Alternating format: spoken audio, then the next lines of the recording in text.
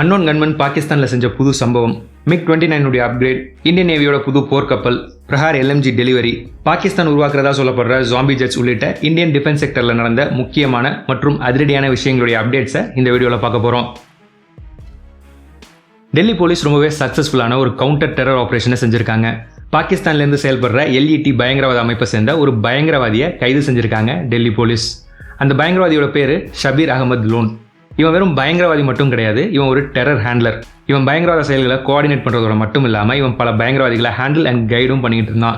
பங்களாதேஷுடைய தலைநகரமான டாக்காலேருந்து செயல்பட்ட ஷபீர் லோன் காஷ்மீரை சேர்ந்தவன்.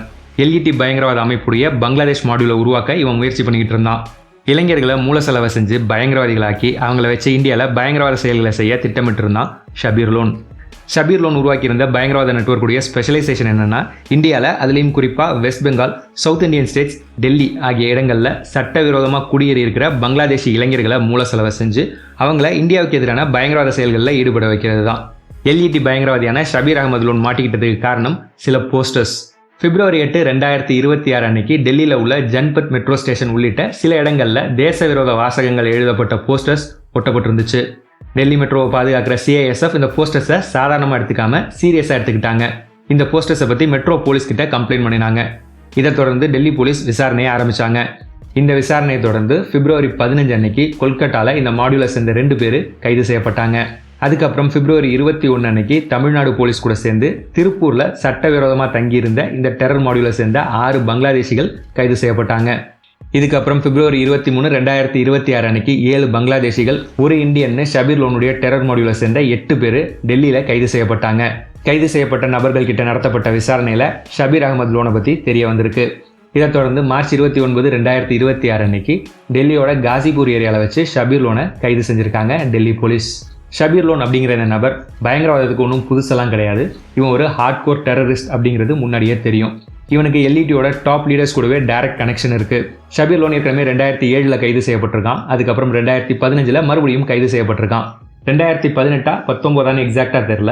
அதே மாதிரி பெயிலில் வெளில வந்தானா இல்லை தண்டனை காலத்தை முடிச்சுட்டு ரிலீஸ் ஆனானா அப்படிங்கிறதும் தெளிவாக தெரியல. ஆனால் வெளியில் வந்ததுக்கப்புறம் இந்தியாவிலேருந்து தப்பிச்சு இல்லீகலாக பங்களாதேஷுக்கு போய் செட்டில் ஆகி டெரர் மாடியூலை உருவாக்கியிருக்கான் ஷபீர் லோன். பயங்கரவாதி ஷபீர் லோனுடைய மாடியூல் வெறும் ப்ரொபகேண்டா பண்ணுறதோட மட்டும் நிறுத்தாமல் மக்கள் அதிகம் கூடுற இடங்களில் தாக்குதல் நடத்த திட்டமிட்டிருக்காங்க. இதுக்கான ரெக்கானிசன்ஸ் வேலைகளையும் இந்த குரூப் செஞ்சுருக்காங்க. இந்த நிலைமையில தான் இந்த குரூப் போஸ்டர் ஒட்டி இப்போ மாட்டிக்கிட்டு இருக்காங்க. அவனோட மாடியூலில் சேர்ந்த எல்லாரும் வரிசையாக கைது செய்யப்பட்டதுனால புதுசாக ஆள் சேர்க்க இந்தியாவுக்குள்ளே இல்லீகலாக நுழைஞ்சு டெல்லிக்கு வந்திருக்கான் ஷபீர். அப்படி வந்தப்போ தான் போலீஸ் அவனை பிடிச்சிருக்காங்க. ஷபீர் லோனை கைது செஞ்சதன் மூலமாக பயங்கரவாதிகளுடைய தாக்குதல் நடத்துகிற திட்டம் முறியடிக்கப்பட்டிருக்கு. இந்தியன் நேவியோட அண்டர் வாட்டர் காம்பேட் கேப்பபிலிட்டியை அடுத்த கட்டத்துக்கு எடுத்துகிட்டு போகிற விதமாக இந்தியன் சப்மரைன்ஸுக்காக DRDO ஒரு புது டார்பிடோவை உருவாக்கியிருக்காங்க. அதோட பேர் Takshak heavyweight torpedo. Next generation electric heavyweight டார்பிடோவான தக்ஷக்கை DRDOவோட naval science and technological laboratory உருவாக்கியிருக்காங்க. இப்போ வந்திருக்கிற ரீசெண்ட் ரிப்போர்ட்ஸ் படி இந்த டார்பிடோவோடைய யூசர் எவாலுவேஷன் ட்ரையல்ஸை இந்த வருஷ கடைசியில் செய்ய முடிவு பண்ணியிருக்காங்க. இந்தியன் நேவி இப்போ பயன்படுத்திட்டு இருக்கிற வருணாஸ்திராவுடைய இம்ப்ரூவ் அண்ட் ஸ்மார்ட்டர் வெர்ஷன் தான் இந்த தக்ஷக். டார்பிடோ அப்படிங்கிறது நேவல் வார்ஃபேரில் பயன்படுத்தப்படுற ஒரு வகையான ஆயுதம். இதை வச்சு கடல் பரப்பில் உள்ள கப்பல்களையும் கடல் பரப்புக்கு கீழே உள்ள நீர்மூழ்கி கப்பல்களையும் தாக்கலாம். எப்படி மிசைல்ஸ் காற்றுல போய் இலக்குகளை அழிக்குதோ அது மாதிரி டார்பிடோஸ் நீரில் உந்தி போய் அதோடைய இலக்கை தாக்கும். தக்ஷக் கன்வென்ஷனல் டார்பிடோஸ் மாதிரி இல்லாமல் அதோடைய இன்ஜின்ஸை ப்ரொப்பல் பண்ண பேட்டரிஸை பயன்படுத்துது. இதன் காரணமாக இது ரொம்ப கம்மியான சத்தத்தை எழுப்பும். கம்மியான சத்தத்தை எழுப்புறதுனால எதிரிகள் இதை கண்டுபிடிக்கிறது ரொம்ப கஷ்டம். தக்ஷக் டார்பிடோஸ் கைடன்ஸுக்காக ring laser gyro inertial navigation சிஸ்டமையும் இந்தியாவோட நாவிக் சேட்டலைட் சிஸ்டமையும் பயன்படுத்துது. ஒரு சேர இந்த 2 கைடன்ஸ் சிஸ்டம்ஸையும் பயன்படுத்துறதுனால தக்ஷக் அதோடைய இலக்கை ரொம்ப துல்லியமாக தாக்கும். 2024 சுமார் 877 கோடி ரூபாய்க்கு இந்தியா பிரான்ஸோட நேவல் குரூப் கூட ஒரு அக்ரிமெண்ட் போட்டாங்க. இந்தியாவோட கல்வரி கிளாஸ் சப்மரைன்ஸுடைய காம்பேக்ட் சிஸ்டமில் தக்ஷக் டார்பிடோஸை ஆட் பண்ணுறதுக்காக தான் அந்த டீல் போடப்பட்டுச்சு. அந்த டீல் போடப்பட்டு கிட்டத்தட்ட 2 வருஷம் ஆகியிருக்கிற நிலமையில இந்த டார்பிடோடைய டிசைன் அண்ட் டெவலப்மெண்ட் கம்ப்ளீட் ஆகி இப்போ இது யூசர் ட்ரையல்ஸுக்கு ரெடி ஆகிட்டு இருக்கு. தக்ஷக்காக கல்வரி கிளாஸ் சப்மரைன்ஸுடைய காம்பேக்ட் சிஸ்டமில் மட்டும் மாடிஃபிகேஷன் செய்யப்படல. இந்த சப்மரைன்ஸில் தக்ஷக்காக ஸ்விம் அவுட் லான்ச் மெக்கானிசமும் பொருத்தப்பட்டுக்கிட்டு இருக்கு. பொதுவாக சப்மரைன்ஸ்லேருந்து கம்ப்ரஸ்ட் ஏர் உதவியோட ஃபோர்ஸ்ஃபுல்லாக டார்பிடோஸை எஜெக்ட் பண்ணுவாங்க. இந்த ப்ராசஸில் அதிக சத்தம் ஏற்படுறதுனால நம்மளுடைய சப்மரைன்ஸ் எங்கே இருக்குது அப்படின்னு எதிரிகள் கண்டுபிடிக்கிறதுக்கான வாய்ப்புகள் ரொம்ப அதிகம். ஆனால் தக்ஷக் இந்த ஸ்விம் அவுட் மெக்கானிசமை யூஸ் பண்ணி எந்தவித சத்தமும் எழுப்பாமல் அதோடைய இலக்கை நோக்கி ஸ்விம் பண்ணி போயிடும்.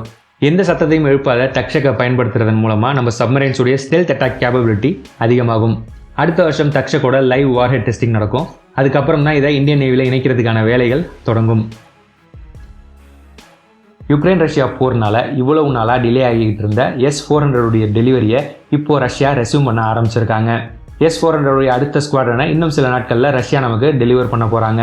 ஏற்கனவே நம்மகிட்ட இருக்கிற S-400 ஸ்குவாட்ரன்ஸை நாம் வெஸ்டர்ன் பார்டர்லையும் நார்தர்ன் பார்டர்லையும் டிப்ளாய் பண்ணியிருக்கோம். இந்த நிலைமையில் நம்மளுடைய வெஸ்டர்ன் பார்டருடைய ஏர் டிஃபென்ஸில் சின்ன சின்ன கேப்ஸ் இருந்துச்சு. இப்போ வரப்போகிற புது S-400 ஸ்குவாட்ரனை நம்ம வெஸ்டர்ன் பார்டரில் தான் டிப்ளாய் பண்ண போகிறோம். புது S-400 ஸ்குவாட்ரன் வந்ததுக்கப்புறம் வெஸ்டர்ன் பார்டர்ஸ்லேருந்து இந்த சின்ன சின்ன கேப்ஸ் எல்லாம் சரி செய்யப்பட்டு வெஸ்டர்ன் பார்டருடைய ஏர் டிஃபென்ஸ் அன்பிரேக்கபிளாக மாறிடும். S-400 மற்றும் இந்தியாவுடைய மற்ற ஏர் டிஃபென்ஸ் சிஸ்டமால் அதிகமாக பாதிக்கப்பட்ட நாடு தான் அது பாகிஸ்தான் தான். போன வருஷம் நடந்த முதல்ல இந்தியன் ஏர் டிஃபென்ஸுடைய பவரை பாகிஸ்தான் புரிஞ்சுக்கிட்டாங்க. இந்த நிலைமையில் இந்தியாவுடைய வலிமையான ஏர் டிஃபென்ஸை கவுண்டர் பண்ண பாகிஸ்தான் ஒரு புது ஸ்ட்ராட்டஜியை இப்போ உருவாக்கிட்டு வரதா ரிப்போர்ட் வந்திருக்கு. பாகிஸ்தான் அவங்களுடைய ரிட்டையர்ட் செங்டு F-7PG விமானங்களை ஃபாஸ்டான அன்மேன் ட்ரோனாக மாற்றிக்கிட்டு இருக்காங்க. இது மாதிரி ஃபைட்டர் ஜெட்ஸை அன்மேன் ட்ரோன்ஸாக மாற்றுற டெக்னிக்கை ஜாம்பி ஜெட் மாடிஃபிகேஷன் டெக்னிக்னு சொல்லுவாங்க. பழைய ஃபைட்டர் ஜெட்ஸில் ஹியூமன் பைலட்ஸுக்கு தேவையான பார்ட்ஸ், அதாவது manual flight controls, oxygen tanks, dashboard instruments மாதிரியான எக்யூப்மெண்ட்ஸ் அண்ட் டிவைசஸை ரிமூவ் பண்ணிடுவாங்க. இந்த பார்ட்ஸை எல்லாம் ரிமூவ் பண்ணுறதன் மூலமாக விமானத்தோட வெயிட் குறையும், விமானத்தில் நிறைய ஸ்பேஸ் கிடைக்கும். இந்த ஸ்பேஸில் வெடிப்பொருட்களையும் விமானத்தை கண்ட்ரோல் பண்ணுறதுக்கு தேவையான காம்போனன்ட்ஸையும் பொருத்தி ஆள் இல்லாத ஜாம்பி ஜெட்ஸாக அந்த விமானத்தை மாற்றிடுவாங்க. இது மாதிரியான ஜாம்பி ஜெட்ஸில் தாக்க வேண்டிய இலக்குடைய லொக்கேஷனை ப்ரீ ப்ரோக்ராம் பண்ணியும் லான்ச் பண்ணலாம், இல்லைனா ரிமோட் மூலமாக கண்ட்ரோல் பண்ணியும் இலக்குகளை தாக்கலாம். ஜாம்பி ட்ரோன்ஸுக்கு நிறைய அட்வான்டேஜஸ் இருக்குது. ஜாம்பி ட்ரோன்ஸை ஒரு ஸ்வாம், அதாவது கூட்டமாக அனுப்பும்போது இது எதிரியோட ஏர் டிஃபென்ஸ் சிஸ்டமை சேச்சுரேட் பண்ண அதிக வாய்ப்பு இருக்குது. இந்த ஜாம்பி ஜெட் கான்செப்ட் அப்படிங்கிறது பாகிஸ்தான் உருவாக்கின கான்செப்ட்லாம் இல்லை, இது சைனாவுடைய கான்செப்ட். அதுதான் பாகிஸ்தான் காப்பி அடிக்க முயற்சி பண்ணிட்டு இருக்காங்க. சைனா அவங்களுடைய J-6, J-7 மாதிரியான விமானங்களை ஜாம்பி ஜெட்ஸாக மாற்றி அந்த ஜெட்ஸை தாய்வான் ஸ்டேட் கிட்ட டிப்ளாய் பண்ணியிருக்காங்க. இப்போ அதே கான்செப்டை பாகிஸ்தான் இந்தியாவுக்கு எதிராக யூஸ் பண்ண முயற்சி பண்ணிட்டு இருக்காங்க. இந்த ஜாம்பி ஜெட் கான்செப்ட் கேட்க சூப்பராக இருந்தாலும் ஜாம்பி ஜெட்ஸை உருவாக்குறது அவ்வளோ ஈஸி இல்லை. ஏன்னா சூப்பர்சோனிக் ஸ்பீடில் பார்க்குற ஒரு டிவைஸ் கூட செக்யூர் அண்ட் இன்ஸ்டன்ட் கம்யூனிகேஷனை மெயின்டைன் பண்ணுறது ரொம்ப கஷ்டம். அப்படியே மெயின்டைன் பண்ணாலும் இப்போ இருக்கிற டெக்னாலஜி மூலமாக அந்த கம்யூனிகேஷனை ஈஸியாக ஜாம் பண்ணிட முடியும். ஜாம்பி ஜெட்ஸை யூஸ் பண்ணுறதுல இருக்கிற இன்னொரு மிகப்பெரிய ப்ராப்ளம் என்னென்னா, போர்க்காலத்தில் ஏற்படுற பிரச்சனைகளை எதிர்கொள்ள ஸ்பிளிட் செகண்ட்ஸில் முடிவெடுக்கிற திறன் இது மாதிரியான ரிமோட் கண்ட்ரோல் டிவைசஸ்க்கு தேவை. ஸ்பிளிட் செகண்ட்ஸில் முடிவுகளை எடுக்க பவர்ஃபுல்லான ப்ராசஸர்ஸும் சுப்பீரியரான ஏஐயும் தேவைப்படும். அது மாதிரியான ப்ராசஸர்ஸையும் ஆர்டிஃபிஷியல் இன்டெலிஜென்ஸையும் டெவலப் பண்ண அமெரிக்கா, சைனா உள்ளிட்ட நாடுகளே இன்னமும் முயற்சி தான் பண்ணிகிட்டு இருக்காங்க. அப்படி இருக்கும்போது பாகிஸ்தான் என்ன பண்ண போகிறாங்க அப்படிங்கிறத நம்ம பொறுத்திருந்து தான் பார்க்கணும். பாகிஸ்தான்லேருந்து செயல்படுற பயங்கரவாத அமைப்பான JEMக்கு மிகப்பெரிய பின்னடைவு ஏற்பட்டிருக்கு. JEM பயங்கரவாத அமைப்புடைய தலைவனும் பயங்கரவாதியுமான மசூத் அசருடைய சகோதரர் தாஹிர் அன்வர் பாகிஸ்தானுடைய பாவல்பூரில் மர்மமான முறையில் உயிரிழந்திருக்காரு. மசூத் அசருடைய அண்ணன் உயிரிழந்தது அந்த பயங்கரவாத அமைப்புக்கு மிகப்பெரிய பின்னடைவு ஏற்படுத்தும்னு சொல்லப்படுறதுக்கு காரணம், தாஹிர் அன்வர் மசூத் அசருடைய அண்ணன் மட்டும் கிடையாது, அவன் JEM பயங்கரவாத அமைப்போட முக்கிய தலைவர்களில் ஒருத்தன்.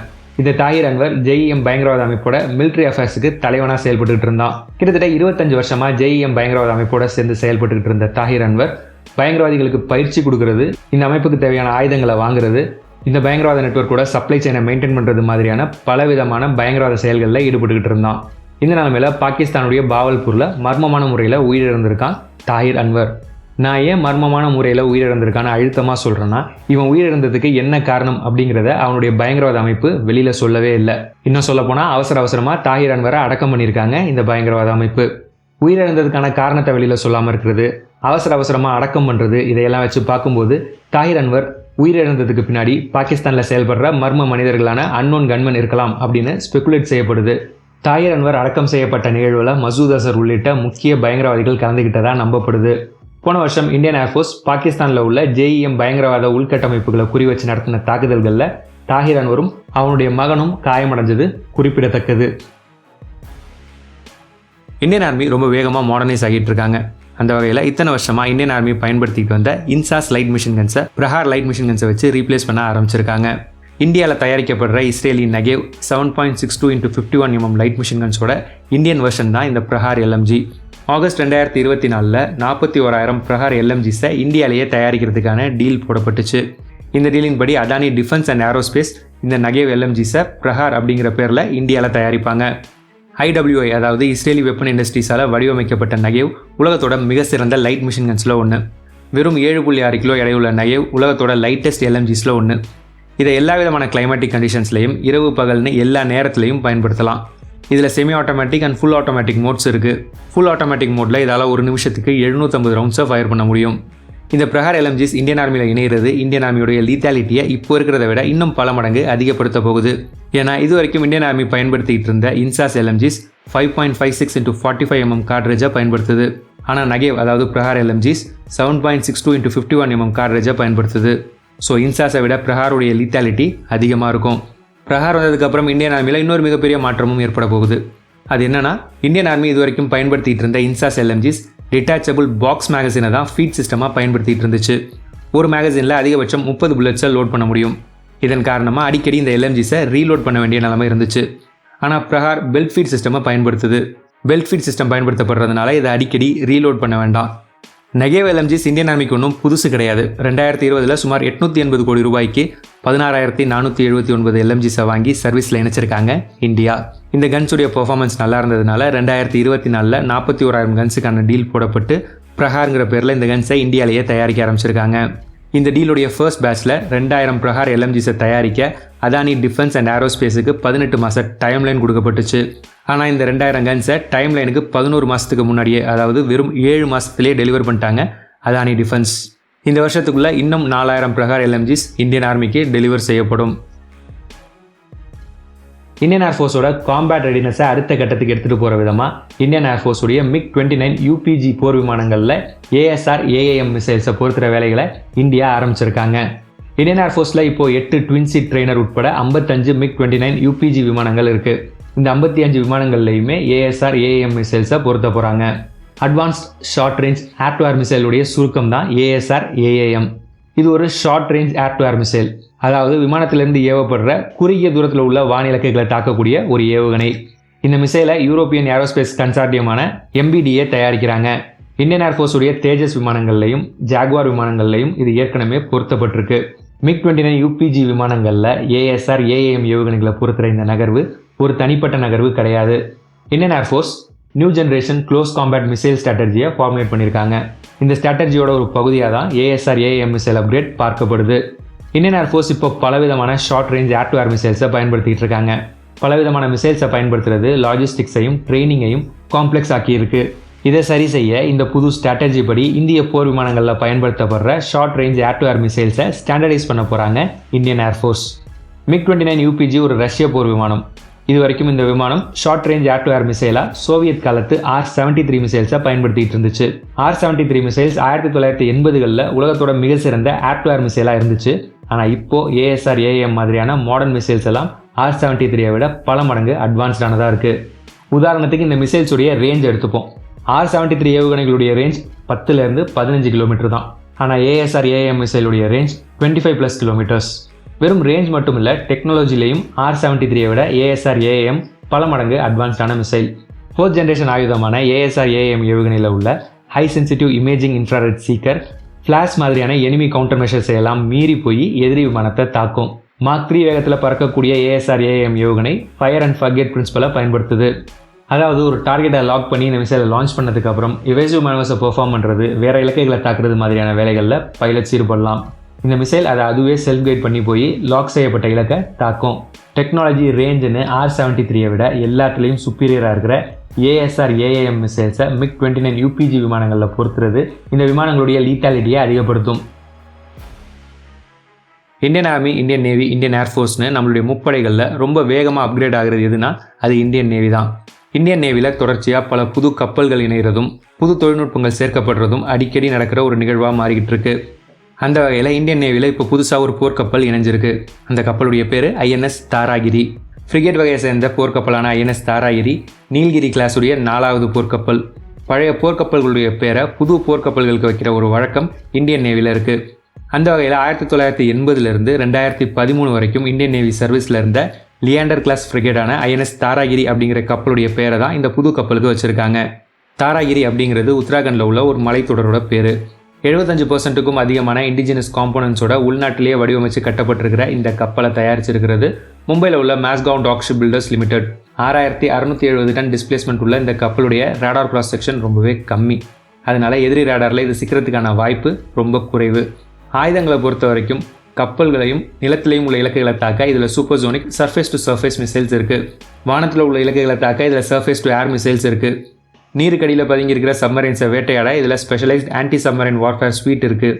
ஸோ வான், நிலம், நீர்னு எல்லா இடத்துலையும் உள்ள டார்கெட்ஸை ஐஎன்எஸ் தாராகிரியால் தாக்கி அழிக்க முடியும். ஐஎன்எஸ் தாராகிரியோடைய இண்டக்ஷன் ஏற்கனவே வலுவாக இருக்கிற இந்தியன் நேவிக்கு மேலும் வலு சேர்க்குது.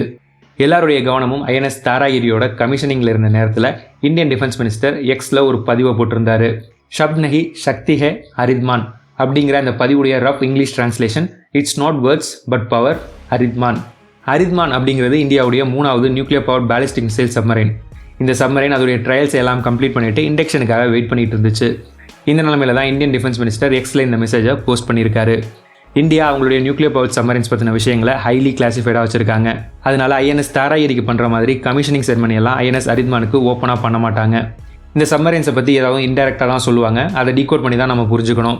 அந்த வகையில் இந்தியன் டிஃபென்ஸ் சர்க்கிள் டிஃபென்ஸ் மினிஸ்டருடைய இந்த மெசேஜை டீகோட் பண்ணி ஐஎன்எஸ் அரித்மானுடைய கமிஷனிங்கை தான் இந்த மெசேஜ் உணர்த்துது அப்படின்னு சொல்கிறாங்க. இது மட்டும் இல்லாமல் இந்தியன் மெயின் ஸ்ட்ரீம் மீடியாவும் ஐஎன்எஸ் அரித்மான் இந்தியன் நேவியில் கமிஷன் ஆயிடுச்சு அப்படிங்கிற நியூஸை பப்ளிஷ் பண்ண ஆரம்பிச்சிருக்காங்க. இதையெல்லாம் வச்சு பார்க்கும்போது ஐஎன்எஸ் அரித்மான் இந்தியன் நேவியில் கமிஷன் ஆனதுக்கான வாய்ப்புகள் ரொம்ப அதிகமாக இருக்குது. இந்த வீடியோவை இவ்வளோ நேரம் ஃபுல்லாக பார்த்ததுக்கு ரொம்ப நன்றி. இந்த வீடியோ உங்களுக்கு பிடிச்சிருந்தா இந்த வீடியோவை லைக் பண்ணுங்கள். வீடியோ பற்றின உங்களுடைய கருத்துக்களை கமெண்ட்ஸில் சொல்லுங்கள். இதே மாதிரி நிறைய வீடியோஸ் பார்க்க இந்த சேனலை சப்ஸ்கிரைப் பண்ணிக்கோங்க. இந்த சேனலை சப்போர்ட் பண்ணணும்னு நினச்சிங்கன்னா ஜாயின் பட்டனை ப்ரெஸ் பண்ணி சேனலில் மெம்பராக சேர்ந்து சப்போர்ட் பண்ணுங்கள். இந்த வீடியோவை இதோட முடிச்சுக்கிறேன். அடுத்த வீடியோவில் உங்களை பார்க்குறேன். தேங்க்யூ, பாய்.